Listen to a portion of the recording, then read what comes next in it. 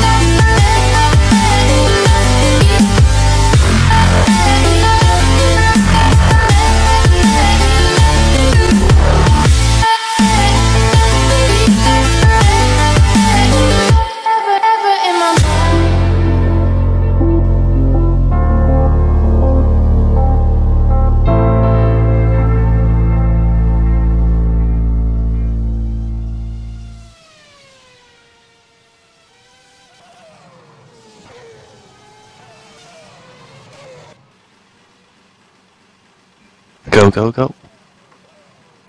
Good evening all, and welcome to round 2 of the 2013 Formula Sim Racing World Championship, here live on simrace.tv with myself, Nick Rowland, and also alongside me today is Mr. Scott Woodwiss. Evening to you, Scott.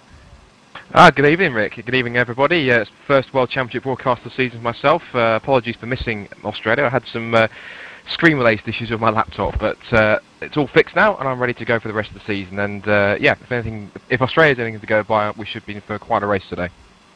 Yep. Also with us is broadcast director and cameraman, Mr. Sam Jones, which is excellent to have him along once again. So we are into qualifying 1 already, and we are seeing the cars. We're nearly halfway into the session, and the cars are just circulating at the moment. Fastest man out there currently is the Ghost Speed car of Morgan Moran on a 1:29.710 from Woodwiss on a 29.9. Scott, obviously you missed the first round, but I guess you would have seen it. It was massively unfortunate of what happened to Morgan Moran in the first round with his disconnection after running pretty strongly in second place.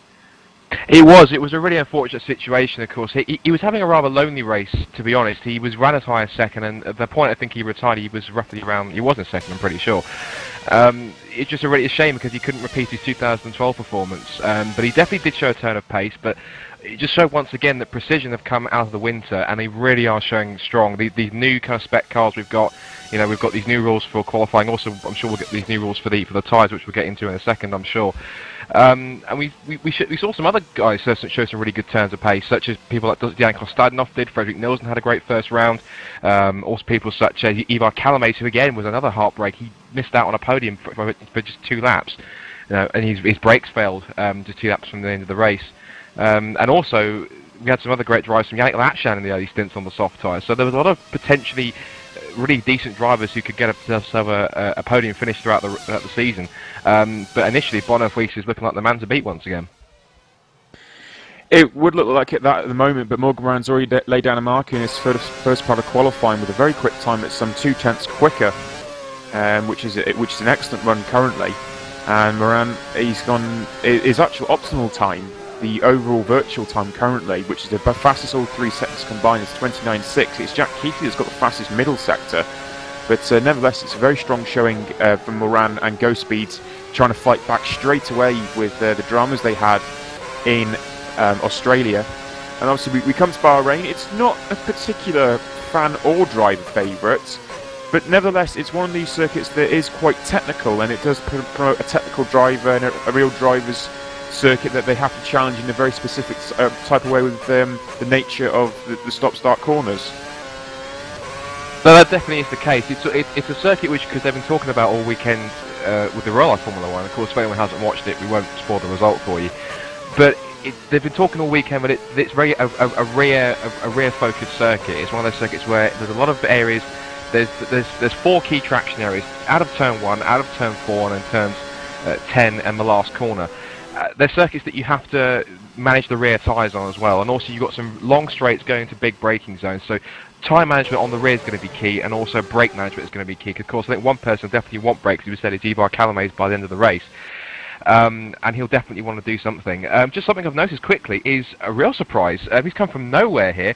We've got in second place several times, faster than Bono Huis, Marco Zappoli in the Pescara Uain car. Now that I don't think anyone was expecting.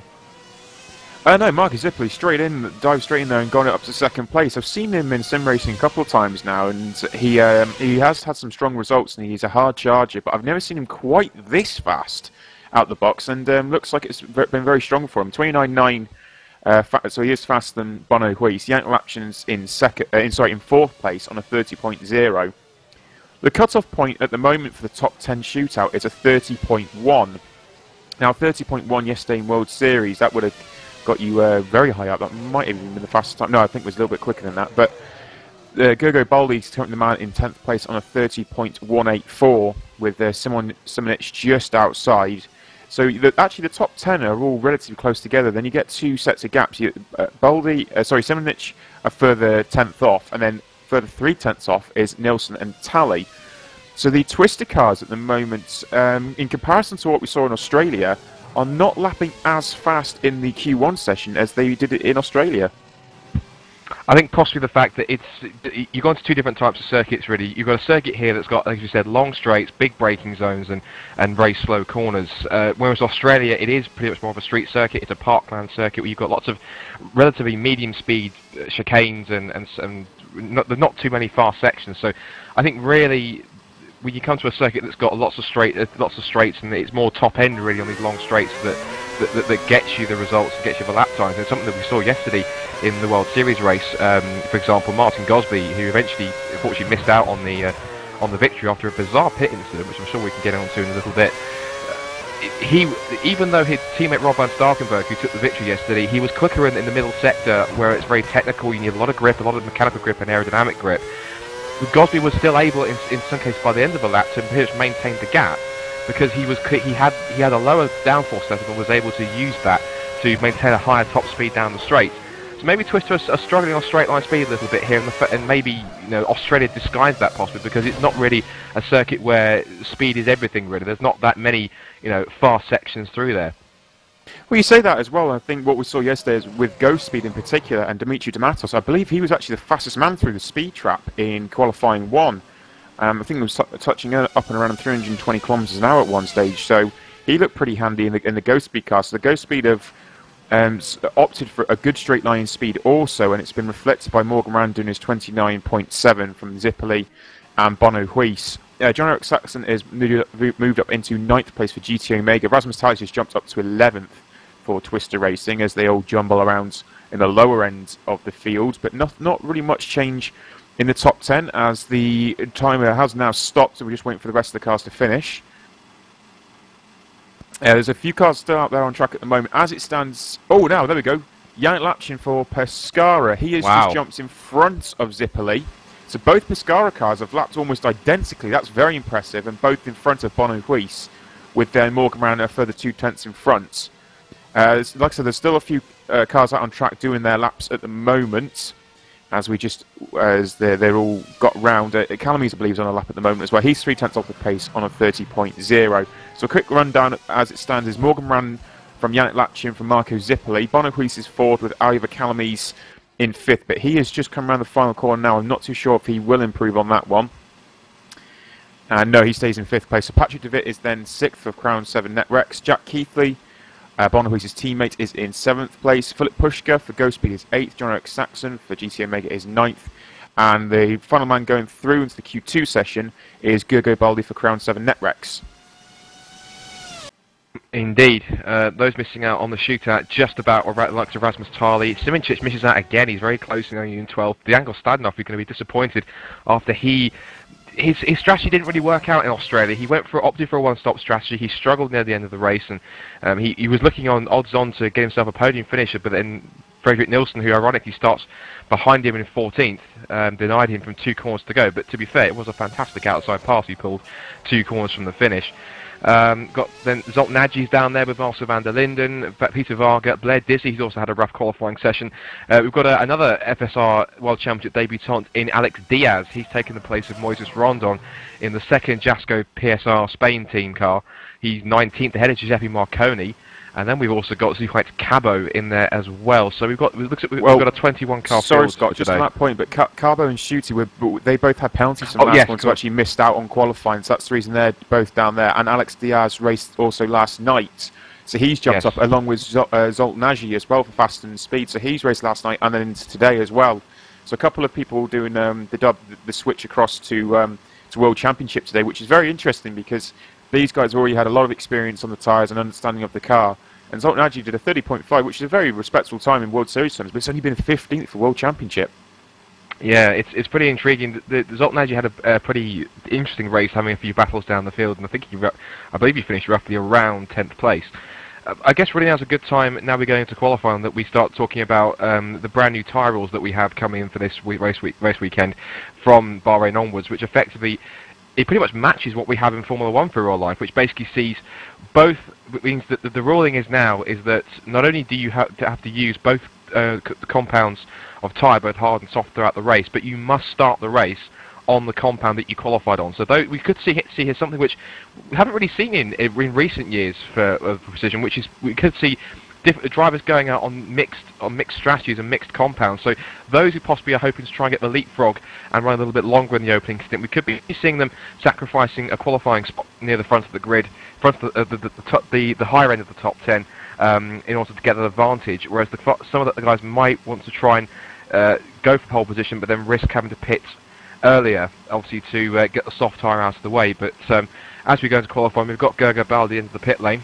So he's going to be the first man to qualifying time.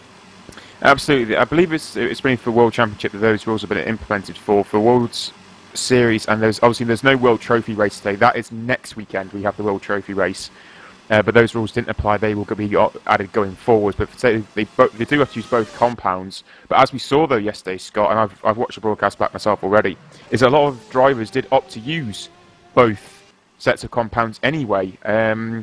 I believe actually it was only 3rd, 4th, 5th were the one stoppers on the hard tyre. I believe so. I don't remember exactly. I know at least the leaders were 2 stopping. I did possibly think for a moment that Marek Godek, who was driving for CCGP, we thought for a second he was on a 3-stop strategy because he made his first stop very early on, and we weren't expecting to stop that early. But he was up there battling around he's roughly around the middle of the top 10 as such. But moving into this qualifying session here, it's going to be intriguing. Of course, the ruling is that the race director has made it clear that if you do switch compounds between qualifying and the race, especially for the top 10, then you will be disqualified. So there's no one trying to get away from trying to be sneaky here to qualifying on the soft compound tyre, then trying to switch for the hard to get the advantage, because you will be found out and you will be prohibited from taking the race start. We're just seeing Gergo Baldi here just getting lost a little bit of weaving on the tyres here, and he's about to start the first qualifying lap of the top 10 shootout.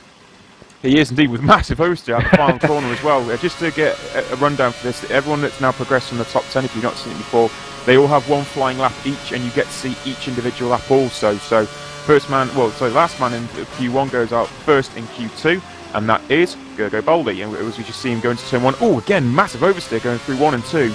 Now he steers up towards 3, which is more of just a kink, as he heads up towards turn 4, one of the highest points on the track. Heavy braking down into turn 4, very technical into here, because it opens up. He's clipped the inside curve, which isn't the most ideal line. Again, huge oversteer. Gergo Baldi really struggling with oversteer here at the moment. 4th gear, he comes down to the centre part of the track, coming down the hill, and then into a very tight hairpin. He takes it in 2nd gear, a lot of curve. This has not been a clean lap, and again oversteer. Baldi is really battling this car at the moment. He's not got this hooked up whatsoever, as he dives down into the very, very tricky turn 10, as he will now head down the back straight. Technically speaking, it's the back straight anyway, under the Thrustmaster sign towards turn number 11, which is, again, quite an open corner, taken in 3rd gear. It is. A lot of curb, once again, he's hitting a lot of these curbs when a lot of drivers have opted not to, I've seen. Fast right-hander coming up the hill. He had a slight lift in 6th there. He had to really control the throttle. So battling understeer also now. So oversteer and understeer in this Crown 7 Netrex car for him, as he is coming to the final corner, turn 14, and technically there's 15 as well, but it's not really a corner. Oh, massive curve again. This has not been good at all for Gergo Baldi as he drives for the line. Oh, there, he's opted for pit lane. I don't blame him, really. He's decided to pit after that. It was not a good lap at all. No, it looks as though possibly the balance of that car's not happy, and there's something that he definitely it doesn't seem to have found a trick in the setup that DeWitt found in that first session. Intriguingly enough, we're waiting for John Eric Saxon to go out, but he's not actually taken to the track yet. Looks like he's possibly electing not to. Yes, of course, Philip Pushka is going to go. So, Philip Pushka in the second go speed. Good race out last time out in Australia. Managed the 5th place. He also managed an outside pass as he heads through the first couple of corners and up towards turn 4. But he managed 5th place. He's hoping to finish the race once again. He's coming up towards turn 4 once more and brake towards the 50-metre corner. Just let the car drift out wide to the exit underneath the Thrustmaster sign towards the end of the first sector. Should be up compared to then the Gergo Baldi heading up towards there, and that first sector, if it comes up on my screen at the moment, he personal best, but he's actually down by 3/10. So even though it looked ragged, it wasn't slow from Gergo Baldi. He looks like he lost more time as he's heading now towards a very tricky braking area, turn 10. You slight lock up on the inside as he goes through. You really have to kind of tiptoe around there as you pick your braking point, because you are pretty much you're trail braking down towards turn 10. And that's going to put a lot of strain on my left front down towards turn 11. Again, another tricky corner, slight camber on the inside, so you can take it a little faster than you think. Through turn 12, fastest apex of any corner on the circuit, around 150 miles an hour. Through the second sector, which will come up on the screen in a moment. Of course, there's no kind of comparison right now because on the screen because Gergo Baldi didn't complete his lap. But we can see it on our live timing that his time is in fact, he's down in fact. He's down by about 7/10. Pushka again collapsed the curve, same as Baldi did. So maybe he's one that's elected to go on the harder tyre, and he's weaving towards the line. Across the line he goes to complete the tyre, 1:33.242. I would probably bet that was set on the harder tyre because that was not a soft tyre time in my opinion. I don't know, it might be, because that was a very ragged lap at the end of it, and unless I was doing something significantly wrong yesterday, I'm seeing some very, very obscure lines from drivers as well, and a lot more curb use also, so I'm not too sure that, and twice at the final corner now. Jack Keithy's the first driver that's got it clean out the final corner and not had a huge oversteer moment. He's about to start his lap, but it's been a very scruffy start to Q2 at the moment for these drivers. So it's now the Precision Motorsports driver of Jack Keithy going down into turn 1. Late on the brakes. Oh, he's missed the apex of turn 1 slightly there, run a little bit deeper, but got it cut back. He got the car straightened up okay, but it was a bit nasty on entry, which was not ideal. As you said, Gergo Baldi has been the fastest man through Sector 1, but obviously did not complete the lap. It was Philip Pushka that did, as Jack is now coming up towards Sector 1. And yeah, 3/10 up on Philip Pushka already, so that's a great Sector 1 for Jack Keithy there, as he comes down to the hairpin of turn 8. And we'll climb over turn 9. Turn 9 and 10 basically connect together. It's a fast sweeping corner. As Scott said, you have to get very late on the brakes and almost trail the brake through the corner. So you swoop through 3/10 up on the time as he comes underneath the Thrustmaster bridge, heading towards turn number 11. Now both drivers last time have hit the inside curb. What's Jack going to do? Doesn't hit the inside curb and runs wider as well. So that's more of the optimal line, I would have thought, going through there. And he has taken that. Now brings it right, coming up the hill, flat out all the way through there. Beautiful, 6/10 up now on Philip Pushka. This has been a great lap from Jack Keithy. This has been very, very encouraging. 6th and now the 7th gear.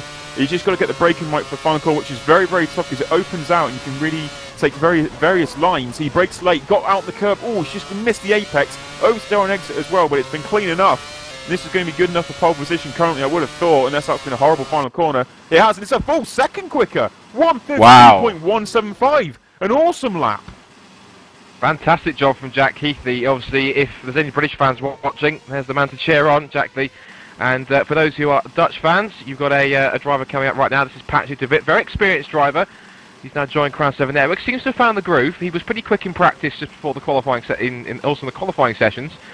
So he's now going to run down to the pit straight. And again, a nice clean exit out of the final corner onto the pit straight.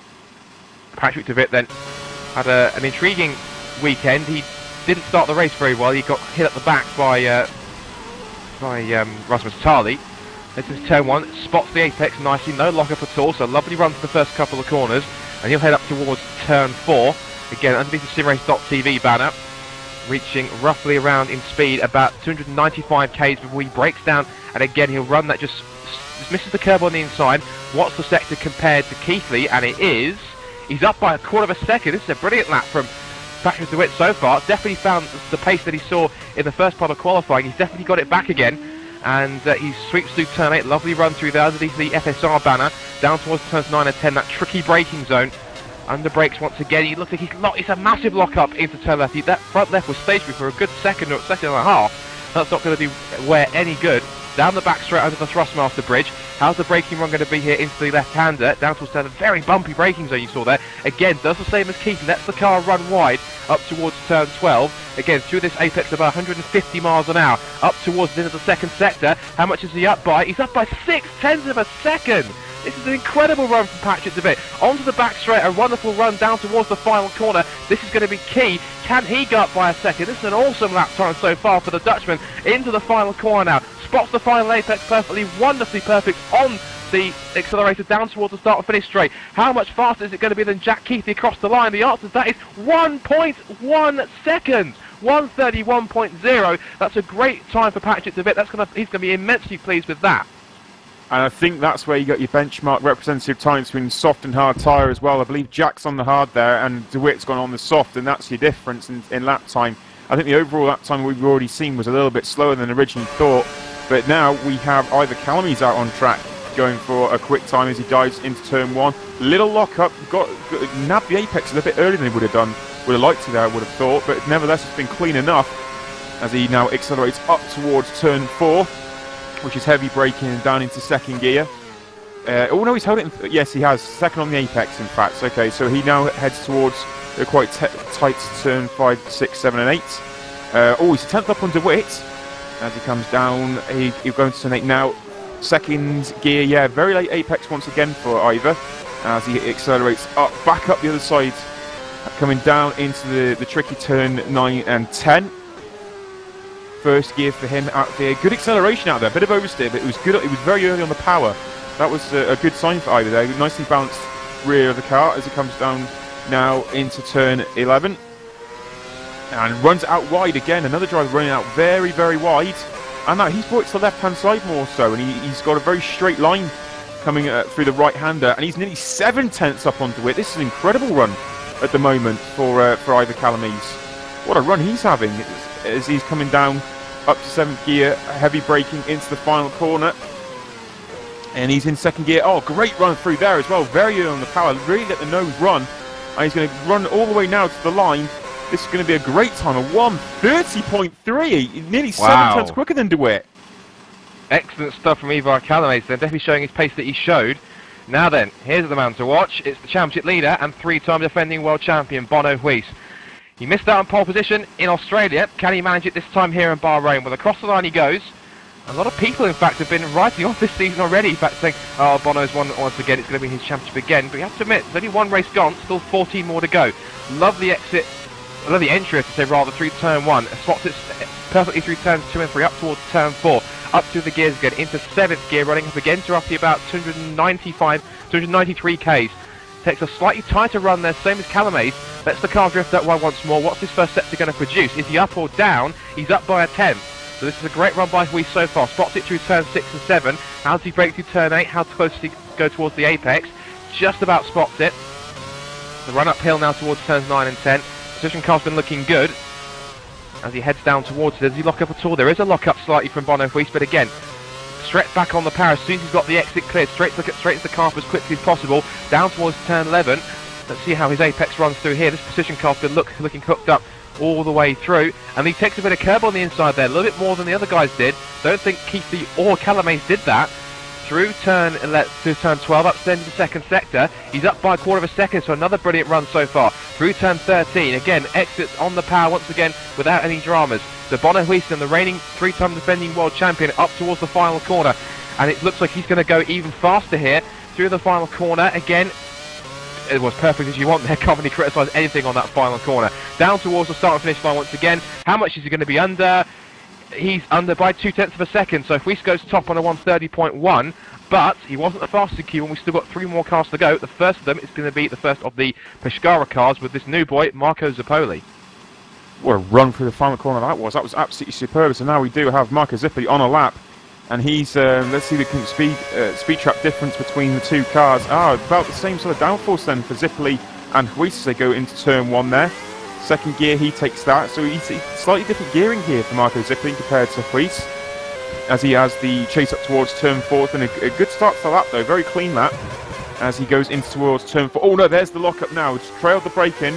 He got it squared off though. That was a good exit. He got the car nicely squared off. He heads, 6/10 off though in sector 1. So that did cost him in comparison to Woodwiss as it comes down towards turn 8 now. Another big lockup in turn 8, and we'll come up over towards 9 and 10. It's been a very tricky section once again as he dives the nose of the car in. Does he lock up again? Yeah, another lockup.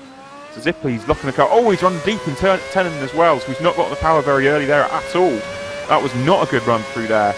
So in comparison to Woodwiss, it's been a fairly scruffy lap, and he goes 3rd gear through that. Another one that clips the inside curve very slightly though, not as much as we've seen from some drivers. The fast flat-out right-hander, 6th gear. Oh, a bit of oversteer there as well. Really chasing the rear of the car. 1.6 off. Not been an ideal lap whatsoever there. So 1.6 seconds off at sector 2. It was an okay run at the top of the hill. As it comes down towards the final corner of turn 14 and the kink of 15. He carried nowhere near the speed through there. 3rd gear, in fact. And has he abandoned the lap? No, that was just a bad final corner. As he drives to the line now, it's 2 seconds off. 32.1. It's only good enough for 4th. I say only good enough for 4th, it's pretty decent actually. Well, Zippoli was probably hoping for a little bit more, but he's going to deal with that. Possibly that could be a result. He's starting on the harder tyre, possibly. That could be the reason why. Now, though, here comes his team leader, Yannick Lapchen, saying, step aside. Let's see, let me show you how I do it. Into turn 1. I think you have to spot the braking point twice, it looked like, and almost there. Lovely run through the first couple of corners. Takes a little bit of curve through turn 2, and also just nips the curve on turn 3.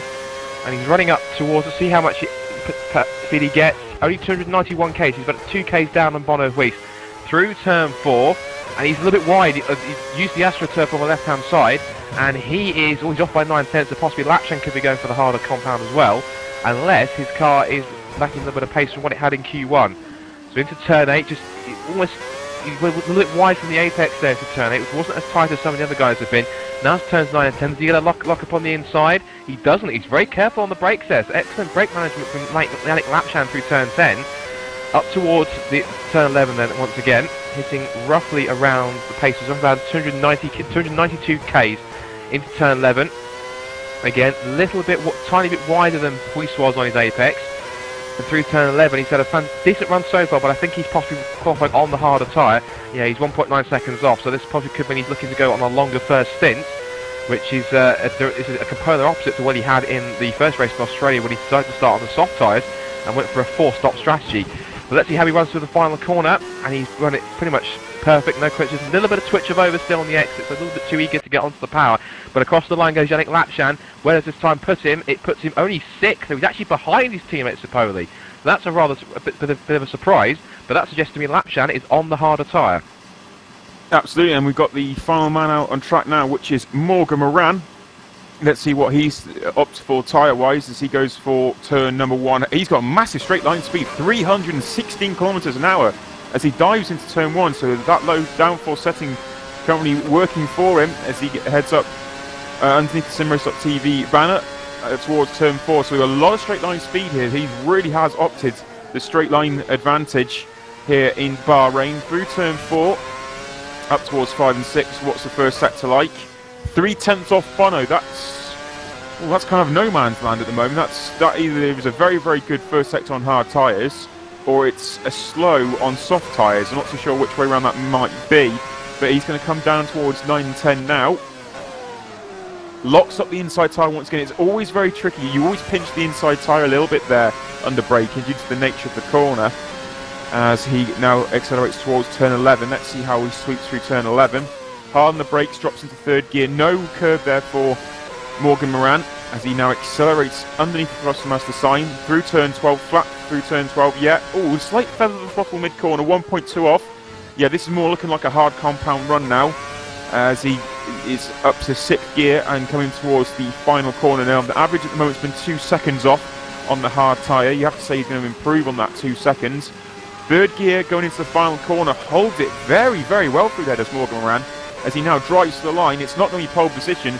It is a 131.625, which is good enough for 4th, 1.5 off. So if the hard runners, you'd have to say he's about a half second quicker. Yeah, and what's intriguing is that we've now got, as we're expecting, we've got now a split strategy, because Woodwiss looks to be he'll be starting on the softs, Moran's going to be on the hards. But this is actually now going to make it a really intriguing run in this race this afternoon. Just to quickly on the reason why John X Saxon didn't run, he's going to start on the hard tyres and felt he didn't need to. So he just decided to sit it out and just chill out and let everyone else fret about their grid positions. He'll start 9th, ahead of Gergo Baldi, who did go out on track but didn't finish his lap time because he didn't feel it was competitive enough. So, yeah, Saxon's going to start 9th, of course, but effectively we've got 2 different pole systems, because Woodwiss is quickest of the soft runners and Moran's quickest of the hard. So this is going to be intriguing to see just how much pace Moran has starting on that harder compound. Yeah, Race Direction even points that out, the fact that it's Woodwiss on soft pole and Morgan Moran on hard pole, which is quite a good one. I quite like that line. So yes, but Woodwiss, there's varying strategies going on, and I think the inter-team strategies as well. John Eric Saxon has opted for the hard compound and didn't even qualify on those tyres. He was at the lower end of the top 10 from Q1, so it almost makes sense to not go and do a time. So he's on the hard tyre going into the race for GT Omega. And on the flip side of that, the Jack Keithley looks like he is also on the hard tyre for Precision Motorsports, with the GT Omega of Ivor Callum then on soft, and Woodwiss also on soft. So split strategy within the teams as well there, Scott. It's going to be pretty intriguing. Yeah, it is going to be intriguing. So obviously these guys, they're kind of guinea pigging for each other almost, of course, because Woodwiss is going for softs and Keithley's going for hards. So I guess they use that's pretty. I think it's quite intriguing to see that the teams have done that, where they've decided to put one both their drivers on alternate strategies. But I guess it kind of gives them a wider spread as to exactly what's a quicker strategy is. Oh, Philip Pushka went through turn 10 there in the warm-up and almost got taken out by a flying Jasco Spain PSR car rejoining the track. It's rather unfortunate, but yeah, it's going to be intriguing because effectively, I think that the guys on the hard tyres, such as Keithley and Moran and such, they're going to be a benchmark for their teammates who are on the opposite strategies, because then that will give them a kind of indication as to when to pit and to how long those tyres are going to last, judged on what kind of race pace they're running. Yeah, so we're gonna have a race that unfolds very, very interestingly here in terms of race strategy, and probably the most dynamic strategy shift we've seen in terms of qualifying as well, even from Australia. We're seeing completely different things across the board here today. So the way this race unfolds, it's going to be very enthralling to watch in some respects, because we just don't know what's going to happen. Yeah, no problem. I think we're just about to restart the stream, unfortunately. I'm having 1 or 2 issues. Once we've done that, we'll go to a quick sponsor video for our title sponsor, Thrustmaster. But I guess in the meantime, we can continue talking. I think the intriguing is that Ghostspeed, I think, will want to try and have some redemption for the misfortunes that they had in. I know Miranda, effectively, he suffered. The reason why he had the electrical fault that he did was effectively he just had a. Oh, Push was getting very crossed up there in turn 4, fighting with the 2 fast and speed cars. But the reason why he retired is because he actually had his R-Factor crash, which confused him, in fact, because he actually said in his post-race comments his R-Factor install was 5 days old, and they decided to make it cause the crash. So hopefully, in the gap, the week gap that we've had between, or the 2-week gap we've had between Australia and Bahrain, that managed to fix the problems that he's had, and also hoping that people like Callum is hoping for keep his brakes intact.